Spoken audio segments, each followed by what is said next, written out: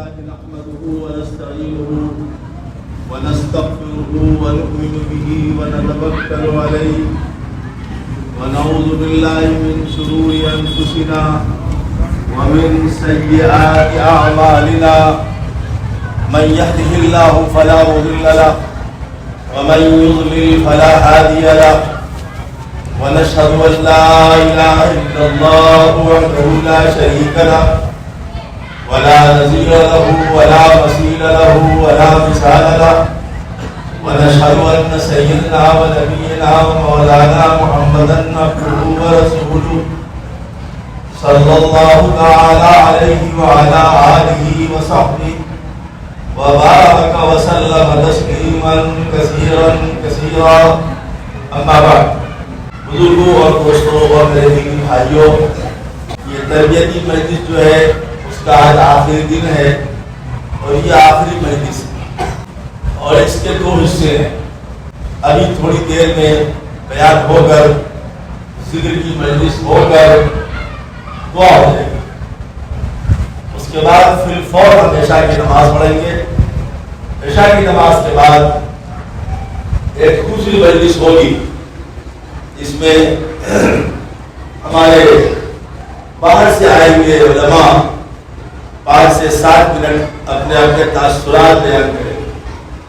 تقریباً 20 علماء نے ٹکٹ بنوایا تھا یہاں کے، 20 بڑے بڑے علماء نے، خود مولانا عرفان صاحب بھی آنے والے تھے، بنگال سے، اڑیسہ سے، یو پی سے، بہار سے، لیکن دارالعلوم دیوبند نے اعلان کر دیا رابطہ مدارس کے جلسوں کا، تو اس لیے سب ادھر چلے گئے، یہاں کی علماء ادھر ہی چلے گئے، تو ہمارے اوپر سے ایک بوجھ ختم ہو گیا۔ ہم راستے میں یہ سوچتے تھے کہ یا اللہ یہ جمع ہوں گے، اگر 10-10 منٹ بھی بیان کے لیے دیں گے تو ساری رات گزر جائے، لیکن اللہ نے کرم کیا، وہ ایک اہم مسئلہ تھا، اس کے لیے دارالعلوم نے بلا لیا، وہ لوگ چلے گئے۔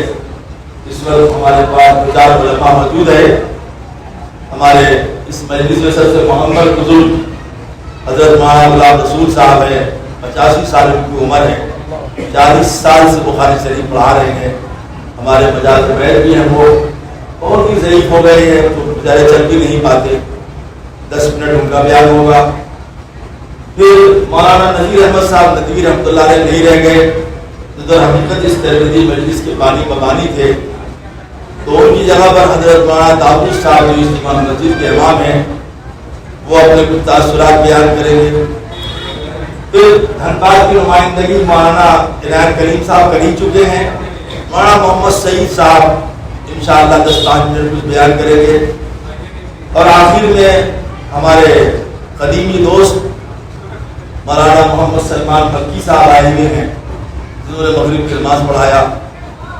ہم ان سے بھی درخواست کریں گے کہ کچھ بہت بول تو نہیں پاتے بیچارے، اور مختصر ہی بول پاتے ہیں، بہت زمانے سے مکہ مکرمہ میں رہ رہے ہیں، یہ مسجدوں میں نماز بھی پڑھایا، کاروبار بھی کیا۔ یہ اس کے بعد جناب جمشید جوہر صاحب کی ایک نعت ہوئی۔ آپ کو جمشید جوہر کی نعت سنیں گے نہیں سنیں گے؟ لہٰذا کر حق ہو جائے، مسجد اللہ کا، یہ نیتا کو نہیں، حق کی جو تو وعدہ کر لیں کوئی کام سنت کے خلاف نہیں کریں، دعا ہو جائے گی، کیونکہ ہمارے بہت سے مہمان برونی سے، جو شرائع سے، بھاگلپور سے، کوٹا سے آئے ہیں، انہیں واپس بھی ہونا ہے، اس لیے ہماری کوشش ہوگی کہ 1.5 سے 2 گھنٹے کے اندر اندر یہ سب ہو جائے، تاکہ اسی میں بیان بھی ہو جائے، ذکر بھی ہو جائے، دعا بھی ہو جائے، تقریر بھی ہو جائے، نعت بھی ہو جائے، اور پھر ہمارے مہمان کھانا کھا کر کے عزت و احترام سے چلے جائیں۔ ایک اعلان نہیں ہو گیا، سکون سے بیٹھے، مجمع کو خراب نہ کریں۔ نمبر 2 اعلان، دوبڑا ایک جگہ ہے، وہاں پر ہر سال ہماری 2 مسجدوں میں ایک روزہ نشست ہوتی ہے، 1 جنوری کو، 2 جنوری کو۔ ہم نے 3, 4, 5 جنوری مولانا عنایت کریم صاحب کو دے دیا ہے، اگر آپ چاہیں کوئی جلسے والے، مدرسے والے یا نشست کرنے والے چاہیں تو بولیں۔ نمبر 3 بیگو سرائے والے آئیں گے، برونی والے آئیں گے، برونی کی جامع مسجد کے لوگ آئیں گے بڑی تعداد میں، ان کو وقت دیا گیا ہے۔ تو بھائیوں کیا دعوت دیا گیا ان کو؟ پہلی 1, 2, 3 مارچ برونی والے کہاں ہے؟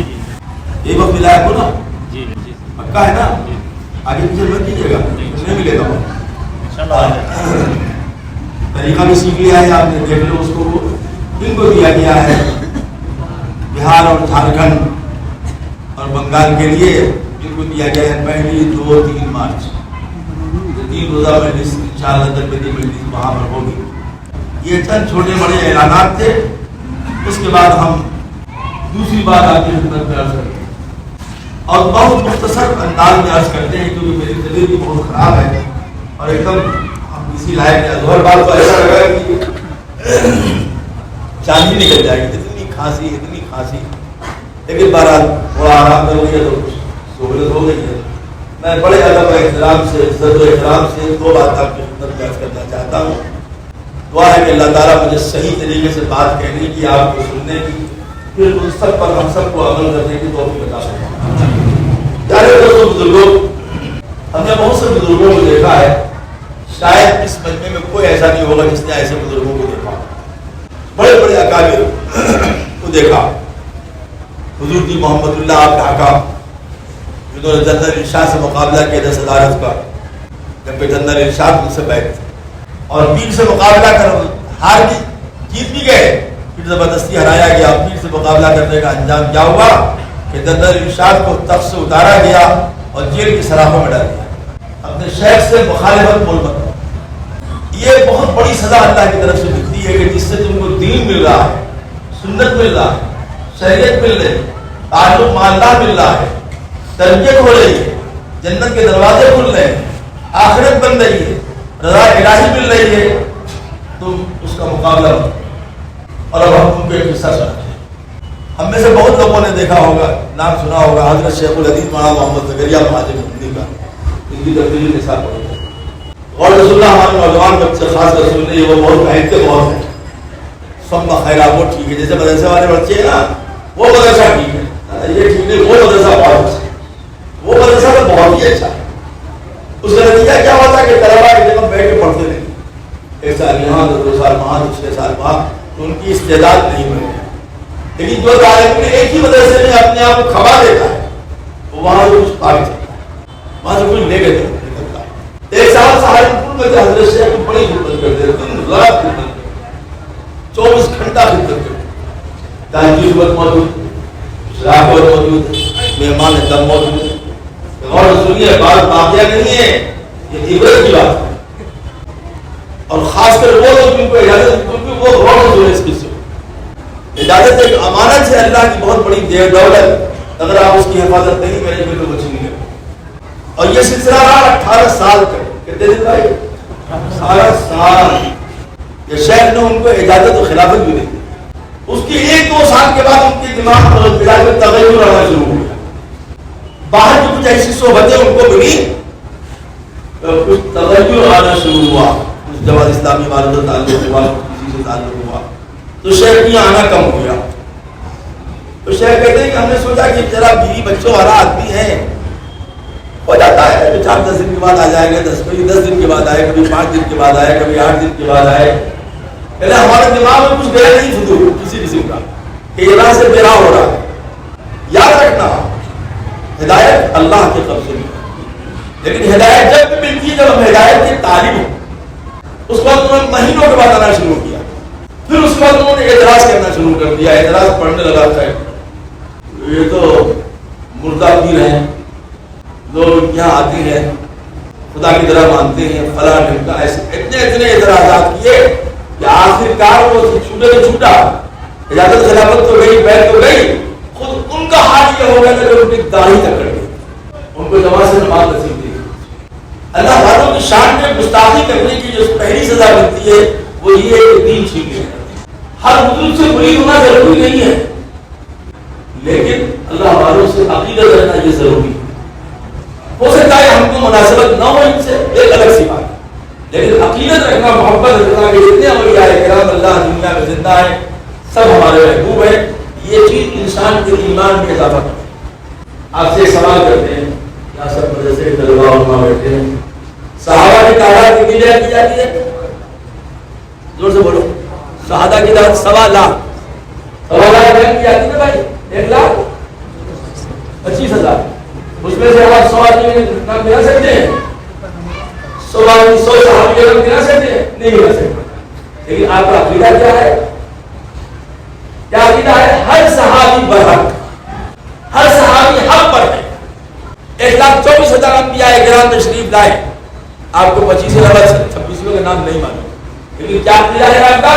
ہر نبی جو دنیا میں آیا، چاہے اس کا نام ہمیں معلوم ہو یا نہ معلوم ہو، سب اللہ کے نبی، یہ سب کی نبوت میں ملا. اس لیے یہ عقیدہ رکھنا ضروری ہے کہ دنیا میں جتنے بھی اولیاء کرام ہیں، چاہے ہم کو ان کا نام معلوم ہو نہ معلوم ہو، ان سے ہم کو انس ہو یا نہ ہو، سب ہمارے لیے قابل ہیں. تو پھر رحمت کے خدا بندی کے دروازے پر، اور جس مرکز سے آپ فیض پا رہے ہیں، آپ کی شناخت بن رہی ہے، آپ سماج میں پہچانے جا رہے ہیں، آپ کی زندگیوں میں نورانیت اور روحانیت آ رہی ہے، وہ ذات جو ہے وہ آپ کے لیے، وہ آپ کی محسن ہے. اس کو کسی اعتبار سے ستانا یا اس کو اذیت پہنچانا، یہ در حقیقت اپنے دین کو نقصان پہنچانا. اس کی مثال ہم ایسے سمجھاتے ہیں کہ ہمارے مدرسوں میں کتاب پڑھائی جاتی ہے ہدایہ، ان کے مصنف کے بارے میں لکھا ہوا ہے کہ وہ کس گاؤں میں، وہ کسی گاؤں میں گئے، صاحب ہدایہ کسی گاؤں میں گئے، وہاں کے کچھ شاگرد تھے، وہاں ان کے ایک ایسے شاگرد تھے بڑے عالم تھے، مستند معتبر عالم. تو کہتے ہیں ہر شخص ملنے آیا، ان کے جتنے شاگرد تھے سب ملنے کے لیے آئے، لیکن وہ جو ان کا پختہ شاگرد تھا وہ نہیں آیا ملنے. 3 دن کے بعد جب ان بزرگ واپس ہونے لگے، استاد سے آیا ملنے. تو پوچھا کہ تم نہیں آئے ملنے؟ تو کہا کہ میری والدہ ہے ضعیف، ان کی خدمت کی وجہ سے ہم نہیں آئے. تو کہا کہ ٹھیک ہے، ماں کی خدمت کی وجہ سے تم کو جنت ملے گی. کیا ملے گی؟ لیکن دنیا میں تم علم کی برکات سے محروم رہو گے. استاد کا آپ آئے تو آیا، تو آگے کہتے تھے حضرت ہمارے ساتھ یہ مجبوری ہے کہ حضرت نے کہا تو جس شخص میں 2 مرتبہ ہے اس مرتبے کو اس کو رکھنا ہوگا. ہمارے حکیم اختر صاحب نے پاکستان میں شاہ عبد الغنی صاحب رحمۃ اللہ علیہ کے خادم، حضرت ہردوئی کے خلیفہ حضرت شاہ عبد الغنی صاحب کو انہوں نے ایسی خدمت کی ہے کہ تاریخ میں لکھی جائے ایسی خدمت. یہاں تک کہ جب بوڑھے ہو گئے شاہ عبد الغنی صاحب، 18 سال کی عمر میں پکڑا شاہ عبد الغنی صاحب کو، اور جب تک شاہ عبد الغنی صاحب کا انتقال ہونے کے ساتھ میں رہے، یہاں تک کہ ایسا ماحول ہو گیا، ایک وقت ایسا آیا کہ شاہ عبد الغنی صاحب کی خدمت حکیم صاحب سے نہیں ہو پا رہی، تو یہ پیشاب کھانا ہو جائے. تو اپنی والدہ کے پیر پر ٹوپی رکھ دیا، ان کے والد کا انتقال ہو چکا تھا بہت پہلے. اپنی ماں کے پیر پر ٹوپی رکھ دیا، ماں آج ہم کو باپ سے محروم مت کر. اے ماں، ہم آج ایک میرا باپ تو چلا گیا، اس بات سے ہم کو محروم مت کر. تو ہمارے شہر سے نکاح کر لو، تم کو ایک شوہر مل جائے گا، ان کو ایک بیوی مل جائے گی. بہت سی ایسی خدمت جو عورت نہیں کر سکتی ہم نہیں کر سکتے. ماں ہاتھ جوڑتے ہیں، میری بھی جنت بن جائے گی، تیری بھی جنت بن جائے گی. ماں نے کہا بیٹا میری عمر 65 سال کی ہے، حضرت کی عمر 70 سال کی ہے، میں خود ہی صحیح ہوں، کیا خدمت کر سکوں گی. کہا ماں آپ صرف قبول کر لیجیے نکاح، آپ ان کا کپڑا تو اتار سکتی ہیں، آپ ان کی لنگی تو اتار سکتی ہیں، آپ ان کو کپڑے تو پہنا سکتی ہیں، یہی خدمت ہم کو لے تیار ہوگی. اپنی ماں کا نکاح کرایا انہوں نے شاہ عبد الغنی صاحب سے، خدمت کی دنیا. اللہ تعالیٰ نے ان کو شاہ عبدالحق صاحب ہر کوئی سے اونچا مقام ادا کیا، پوری دنیا میں ان کے مرید ہوئے 5000 کو بلوائے 5000. تو ان کے ایک مرید تھے، ان کا نام تھا مظہر صاحب. ان کے لوگوں کو بڑی ماں مظہر صاحب وہ نہیں، وہ ان پر بہت اعتراض کرتے تھے. بھیڑ لگا لیتے ہیں، اجماع لگا لیتی ہیں، تقریریں کرتے ہیں، فری مریدی کر رہے ہیں، کھانے کمانے کا ذریعہ بنا لیا ہے. تو سنت کے مطابق حکیم صاحب نے 3 مرتبہ ان کو سمجھایا کہ دیکھیے میں اپنی طرف سے نہیں کر پاؤں، ہمارے بزرگوں نے ہمیں اجازت دیا ہے تو ہم کر رہے ہیں خدمت سمجھ کر کے ان کے حکم کی تعمیل. لیکن وہ نہیں مانے. اچھا تو حکیم صاحب کی زبان سے نکل گیا کہ اللہ کرے آپ کی زبان کا پیر بیٹھ جائے. اچانک زبان سے نکل بے اختیار وہاں سے اٹھے اور سڑک کے سینے کو اور ہاتھ پہلے کر. یہ ہوتا ہے آہر بزرگوں کا کہ ہو سکتا. یہ جو کہا جاتا ہے کہ علماء کی قیمت مت کرو، ان کا گوشت زہریلا ہوتا ہے. ان کی قیمت کرنے والا جو سب سے بڑی نعمت سے محروم ہوتا ہے وہ دین سے محروم. اپنے اماموں کی قیمت مت کرو، جہاں وہ پیر رکھتا ہے وہاں تم سر رکھتے ہو. اس کا احترام باقی نہیں رکھو گے تو تمہاری نماز قبول نہیں ہوگی. جس امام کو تم نے سب سے بڑا مسلح کیا جو مسلح جناب رسول اللہ صلی اللہ علیہ وسلم کا ہے، تم نماز پر اس کی غیبت کرتے ہو، اس کی چغلی لگاتے ہو، اس میں عیب نکالتے ہو. تم کو اپنا 76 عیب نظر نہیں آتا، اس کا ایک معمولی سا عیب تم کو نظر آتا ہے. تم نے حدیث نہیں پڑھا.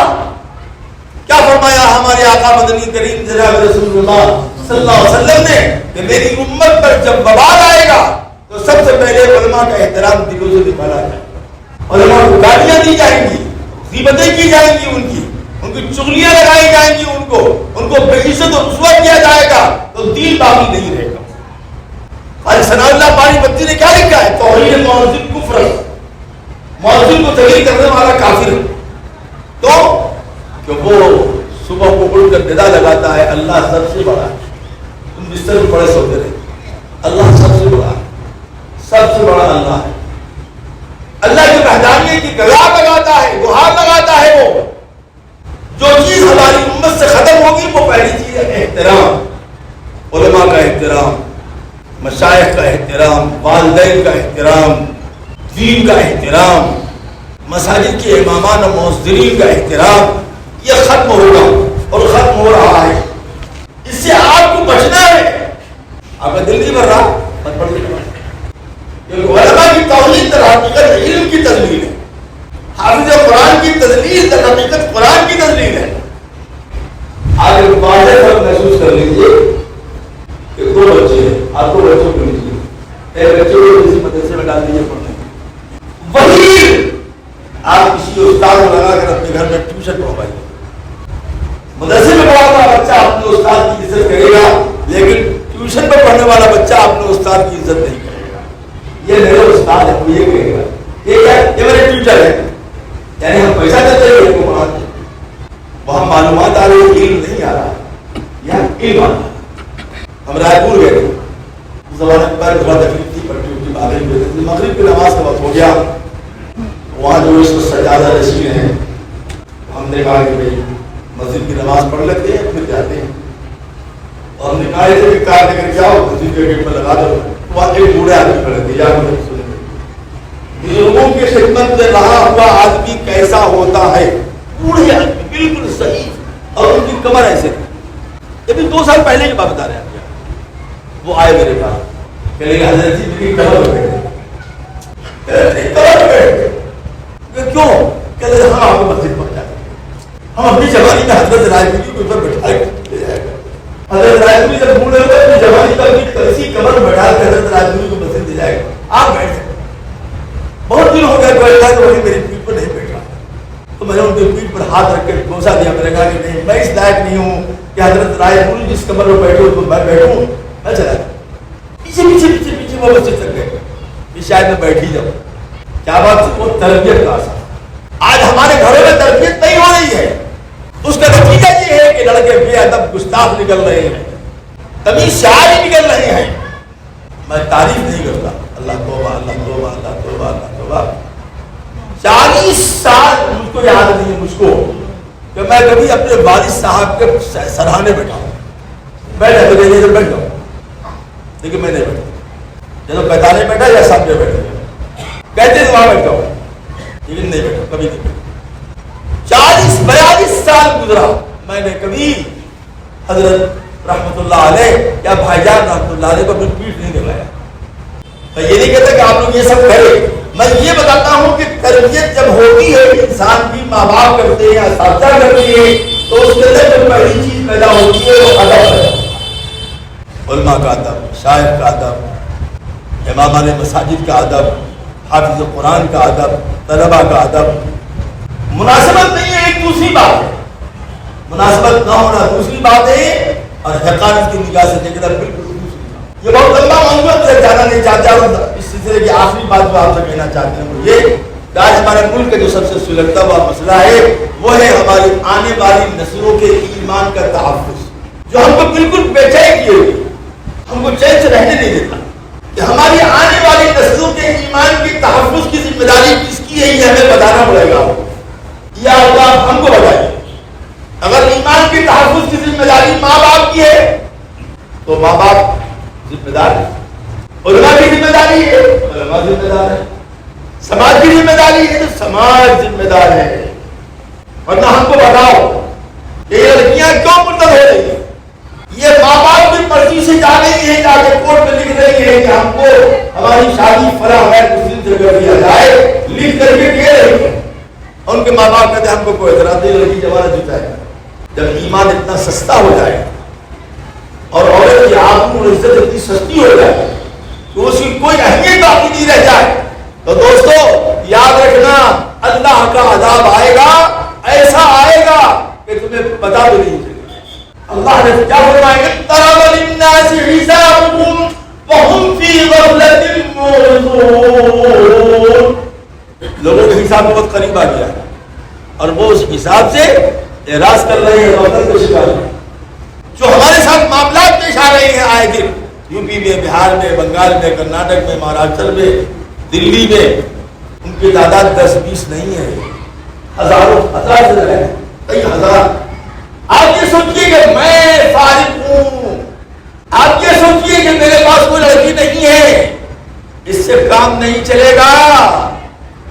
آپ کے سماج میں اگر کوئی ایک لڑکی مرتد ہوتی ہے تو اس ارتداد کا گناہ پورے سماج کو ہوگا. یہ سزا ہے ان بدعات کی جو آپ کے میں رائج ہے، جہیز کی، لین دین کی رسم کی، پیسے کی طلب کی، گاڑی کی طلب کی، جہیز کے مانگنے کی. ان چیزوں نے ہمارے سماج کے ان 70% لوگوں کی کمر توڑ دیا ہے. جن کے پاس نہیں ہے تو وہ کہتے ہیں جاؤ بیٹا جہاز بڑا جائے. اسلام کے بتائے ہوئے اصولوں کے مطابق تم شادیاں کرتے تو آج یہ دن نہیں دیکھتے. اپنی لڑکیوں کو اعلیٰ معیاری کی تعلیم دلاتے آج یہ دن نہیں دیکھتے. گورنمنٹ اسکول میں پڑھانے کا، انگریزی اسکول میں پڑھانے کا تم کو اتنا شوق ہے، لڑکیاں پڑھ رہی ہیں انگریزی اور لوٹ رہی ہے واہ اور کر رہی ہے واہ.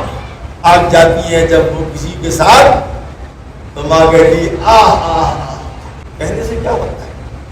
ہم بے شمار باتوں کو جانتے ہیں، بہت خاص لوگوں کی لڑکیاں مرتد ہو رہی ہیں.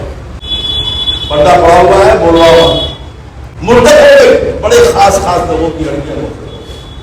20-20 لاکھ روپے دے کر کے امریکہ بھیج دیا تاکہ یہاں بتا. اس مسئلے پر کون غور کرے گا؟ تم مسجدوں کے چٹائیوں میں بیٹھے رہو گے، تم خانقاہوں میں اللہ کے ضرب لگاؤ گے، تم دعوت تبلیغ میں چلا لگاؤ گے، تم مکتبوں میں بیٹھ کر کے بچوں کو پڑھاؤ گے. اور یہ 70% ہماری بیٹیاں اور بیٹے جو مرتد ہو رہی ہیں، اسلام سے دور ہو رہی ہیں، اسلام سے بھاگ رہی ہیں، اسلام سے نفرت کر رہی ہیں، اس کا کون ذمہ دار ہے؟ اے خانقاہ کا پیر تو ذمہ دار ہے، اے مسجد کا مولوی تو ذمہ دار ہے، اے مسجد کا امام تو ذمہ دار ہے، اے دعوت کا داعی تو ذمہ دار ہے، اے سماج کا مکھیا تو ذمہ دار ہے، اے سماج کا مکھیا تو ذمہ دار ہے. ایمان سے بڑی کوئی دولت نہیں ہے. جاہل رہے مومن رہے نجات ہو جائے گی. پڑھی لکھی ہو، پڑھا لکھا ہو، مرتد ہو جائے جہنم میں. اپنے آنے والی نسلوں کی فکر کرو. اللہ کے واسطے ہاتھ جوڑتی ہے تم سے، تمہارے پیٹ میں ٹوپی رکھتی ہے. اپنا تم نے جتنی فکر کی ہے کہ جسم محفوظ رہے، مکان محفوظ رہے، گھر محفوظ رہے، گرمی سے بچیں، سردی سے بچیں، نزلے سے بچیں، بخار سے بچیں، آگ سے بچیں. اس سے فکر کیجیے کہ ہماری نسلیں جہنم کی آگ سے. بار بار ہم یہ جملہ دہراتے ہیں کہ آپ کو اگر اس کی فکر ہے کہ مرنے کے بعد میرا کیا ہوگا، اس سے زیادہ فکر اس کی کیجیے کہ آپ کی اولاد مرنے کے بعد آپ کی اولاد ہو جائے. اور غور نہیں کرو گے، اس تشویش والے لمحے کو بھول جاؤ گے، ویسے ہی بس رہو گے، کھاؤ گے، پیو گے. تو یاد رکھنا آگ لگے گی تمہارے گھر میں. ہم ایک ساتھ لے کے گئے، بڑے ایک آدمی گئے تو دیکھا کہ نوجوان لڑکا ایسے بیٹھا ہوا ہے. تو انہوں نے کہا کہ یہ لڑکا غیر مسلم ہے، ہماری لڑکی سے نے کورٹ میرج کر لیا ہے، کلمہ پڑھنے کو تیار ہے، اب اس کو کلمہ پڑھا کے دوبارہ نکاح کریں. اچھا خاصا خوبصورت لڑکا ہے اور اس کو ہم یہاں امریکہ شفٹ کر رہے ہیں. ہم نے اس کو پوچھا کہ بیٹا آپ نے کورٹ میرج کر لیا، آپ کو تو لڑکا بھی نہیں، کیا آپ دل سے مسلمان ہو رہے ہیں، واقعی مسلمان ہو رہے ہیں، یا سماج ان لوگوں کے دباؤ میں یا لڑکی کی محبت میں نہیں ہم مسلمان. کلمہ پڑھایا، کلمے کے معنی بتائے، پھر نگاہ پڑھایا. 24 گھنٹہ نہیں گزرا جب سب ہو گیا امریکہ جانے کے لیے ایئرپورٹ، تو اپنے سسر سے کہہ دیا کہ وہ تو ہم کو امریکہ شفٹ ہونا تھا اس لیے کلمہ پڑھ لیا، میں تھا ہندو رہوں گا. یہ تمہارا ایمان بک جائے، تم سرے بازار رسوا ہو جاؤ. تم آخرت کے لیے پیدا کی، ان دنیا خلقت لکم وانکم خلقتم للآخرہ. تم آخرت کے لیے پیدا کیے گئے ہو. تم کو فکر کرنا چاہیے کہ ہم دنیا میں جو عمل کر رہے ہیں اس کا اجر یا سزا ہم کو آخرت، کیونکہ آپ کو سنگینی حالات کی سنگینی کا علم نہیں ہے، اس لیے یہ سب باتیں سنتے ہوئے آپ کو اچھا نہیں لگتا. اب دے یہ آخری بات، ہم نے یا تو سدھرتے دیکھا ہے یا بگڑتے دیکھا ہے. بس یہ آخری بات سنی، ہم نے یا تو سدھرتے دیکھا ہے یا بگڑتے دیکھا ہے. ایک خاتون کلکٹر تھی، بنارس میں پوسٹ ہوتے تھے، کیونکہ میرے والد صاحب ڈاکٹر تھے تو ہر طرح کے لوگ ان کے آیا کرتے تھے. تو ہماری بالکل نوجوانی تھی، 16 سال کی عمر تھی، ایسی جگہ بیٹھے ہوں. تو اس نے دیکھا پوچھا یہ کون ہے؟ کہا یہ ہمارا لڑکا ہے، گولمبر کا لڑکا ہے. وہ کہا کہ مولانا لگتا ہے. کہاں عالم ہے آدمی سے. خیر دوا، والد صاحب نے دوا دیا، مجھے کہا کہ تھوڑا ان کو تھوڑا سمجھا دو، یہ فلاں جگہ تک پہنچا دو. زمانے میں یہ چھوٹے نہیں دیا، آج لو کاٹ لو، بڑے بڑے افسران نقشوں بھی چلے جایا کرتے تھے. کل وہاں نے دوا لیا، وہ قریبی میں رہتی تھی ان کا تھا، وہ چلے گئے وہاں جا کے دیا ہے بیٹھی. تو انہوں نے بہت طرف جملہ کہا، قرآن میں کہیں لکھا ہوا ہے کہ نماز پڑھو، یہ سب مولویوں کے دھندے ہیں. بس میرا رب تو پاک رب ہے، میرا تو پارا گرم ہو گیا اور میں اٹھ کے چلا آیا. کوئی بات نہیں. 4 سال کے بعد کوئی ایسا مسئلہ پیش آیا، والد صاحب نے ہم کو پھر انہیں کیا بھیجا، یہ دوا پڑھ کر نہیں جاؤ. اس وقت وہ ریٹائر بھی ہو چکی تھی، پوری بھی ہو چکی. تو تب تک جب ملی تھی تو وہ سینہ کھلا ہوا، کمر کھلی ہوئی. اب جب ملی تو دوپٹہ لگا ہوا، سینہ چھپا ہوا. ہم کو بڑی خوشی ہوئی، مسکرایا، بولا کچھ نہیں. تو کہنے لگے کہ تم کو کچھ تبدیلی لگ رہی ہے کیا میرے اندر؟ میں نے کہا تبدیلی میرے اندر آتی ہے تب اوپر آتی ہے. کہنے لگے ہاں میں اللہ سے توبہ کرتی ہوں، میں نے وہ غلط بات تم سے کہی تھی جو اس کو آج تک مجھ کو وہ بات یاد ہے. میں توبہ کر چکی ہوں، میں اب نماز پابندی سے پڑھتی ہوں اور اس کی وجہ سے تم یہ سدھرتے تھے. اب بگڑتے دیکھا اور ایسے بگڑتے دیکھا کہ مسجد کا امام ہے، بہترین قرآن کا قاری، پرنسپل مینیجر اسکول کا قابل شخص ہے، لیکن صحبت غلط میسر ہوئی، امامت چھوڑ دیا، داڑھی ہو جاتی. پرنسپل صاحب کو غلط صحبت ملی تو اپنے معصوم بچوں کو چھوڑ کر کے ایک مسلم سے نکال یہ آگے بڑھے. ان معصوم بچوں کی آنکھوں کا یہ اثر تھا کہ وہ پرنسپل صاحب جو تھے وہ سڑک پر کھڑے تھے اور گاڑی ان کو ایسا کچلا کہ لاش تک نہیں ملی. سزائے خدا کی طرف سے آتی ہے تو ایسی آتی ہے، سزائے خدا کی طرف سے آتی ہے تو ایسی آتی ہے. اللہ بھلے سدھرنے کا موقع دیتا.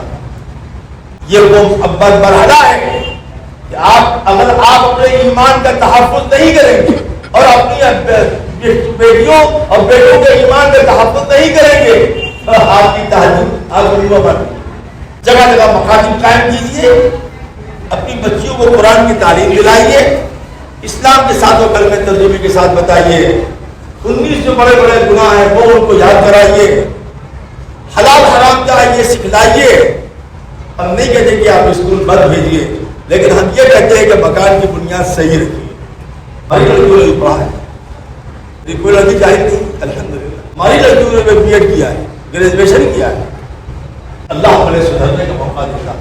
یہ وہ مرحلہ ہے کہ اگر آپ اپنے ایمان کا تحفظ نہیں کریں گے اور اپنی بیٹیوں اور بیٹوں کے ایمان کا تحفظ نہیں کریں گے تو آپ کی تہذیب آپ پر جگہ جگہ مکاتب قائم کیجیے، اپنی بچیوں کو قرآن کی تعلیم دلائیے، اسلام کے ساتھ و کلمہ ترجمے کے ساتھ بتائیے. 19 جو بڑے بڑے گناہ ہیں وہ ان کو یاد کرائیے، حلال حرام کیا ہے یہ سکھلائیے. ہم نہیں کہتے کہ آپ اسکول بند بھیجیے، لیکن ہم یہ کہتے ہیں کہ مکان کی بنیاد صحیح رکھیے. ہماری لڑکیوں نے پڑھا ہے، کوئی لڑکی جاہل نہیں، الحمدللہ. ہماری لڑکیوں نے بی ایڈ کیا ہے، گریجویشن کیا ہے، ہماری ہر لڑکی نے علم دین حاصل کیا، ہماری ہر لڑکی الحمدللہ پابند صوم و صلاۃ ہے، ہماری ہر لڑکی قرآن کی تلاوت کرتی ہے، ہماری ہر لڑکی نماز پڑھتی ہے، ہماری ہر لڑکی اللہ کا ذکر کرتی ہے، ہماری ہر لڑکی ایک چھوڑ کر اپنے تقریباً سبھی عمرہ کرتی ہے، پیسے بچاتی ہے، اس میں سے پیسہ بچایا، اس میں سے پیسہ بچایا تاکہ اللہ کے گھر کا دیدار کرے۔ ایک بھاجپا کا اسکول ہے، اس میں آئے ہوئے تھے چیف منسٹر صاحب، آئے ہوئے تھے، تینوں بچیاں ہماری وہیں پڑھتی تھی، تو ہماری ایک بڑی بچی سے پوچھا ہے منسٹر نے کہ تمہاری زندگی کے آئیڈیل نمونہ کون ہے؟ نے بے اختیار کہا کہ حضرت محمد الرسول اللہ 1800 غیر مسلم تو تصویر لینا چاہیے کہ نہیں تصویر اسلام میں حرام ہے، میں اپنی بیٹی ہوں اسلام کی، میں اپنے ملک کی بیٹی ہوں، میری تصویر اخبار میں نہیں چاہیے۔ پھر دوسری نے پوچھا کہ تمہارا آئیڈیل نمونہ کون ہے؟ تو وہ تھوڑا معصوم تھی، میرے ابو میرے آئیڈیل اور نمونہ، میرے ابو، اس کو کہا، وہ سب ہنسنے لگے، پوچھا تمہارے ابو کا کیا نام ہے؟ اور جو چھوٹی بیٹی تھی کہنے کا میرے ابو کا آپ کا نام نہیں معلوم ہے؟ اب سمجھے کہ سب ساری دنیا میں میرے ابو کا آپ کا نام نہیں معلوم ہے، ساری دنیا میں ان کا نام ہے، میرے ابو کا نام پوچھتے ہیں۔ تو کہا کہ میرے بیٹا بتایا تمہارے ابو کا نام کیا ہے؟ کہا آپ کیسے بھی نہیں کہ آپ کو میرے ابو کا نام نہیں معلوم؟ اس قدر ہنسے پورا بچہ ہنسنے لگا۔ تو پرنسپل نے بتایا کہ مولانا احمد نصر صاحب کی بچیاں آئی تھی، وہ پرنسپل ہم سے ملنے آئے، وہ ٹیچر ہم سے ملنے آئے، تو آپ اپنے گھر کا ماحول بنائیں، لڑکیوں لڑکوں کے دل میں محمد رسول اللہ کی عظمت پیدا کریں۔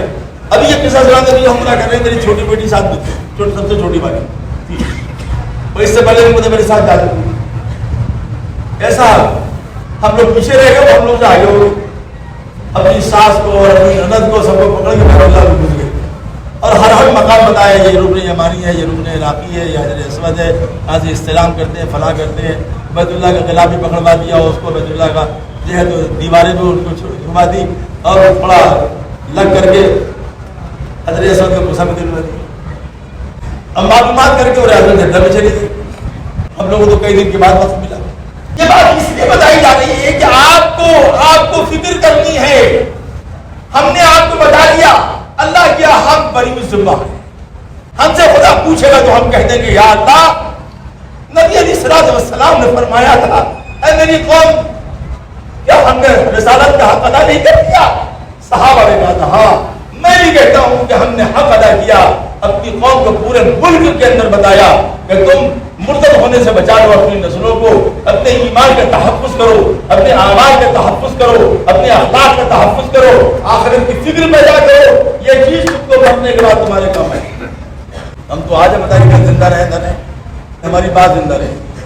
اللہ تعالیٰ سے دعا ہے کہ اللہ تعالیٰ پوری فکر اور دل جمعی کے ساتھ ہمیں اپنی کمزوری، ایمانی کمزوری، اخلاقی کمزوریوں کو دور کرنے کی توفیق عطا فرمائے، اور ہمیں اپنی اصلاح اور تربیت کی فکر عطا فرمائے۔ وآخر دعوانا الحمدللہ رب العالمین۔ تمام حضرات قبلہ رو ہو جائیں، ذکر ہوگا، دعا کی مجلس ہوگی، اور پھر فوراً عشاء کی نماز پڑھ کے دوسری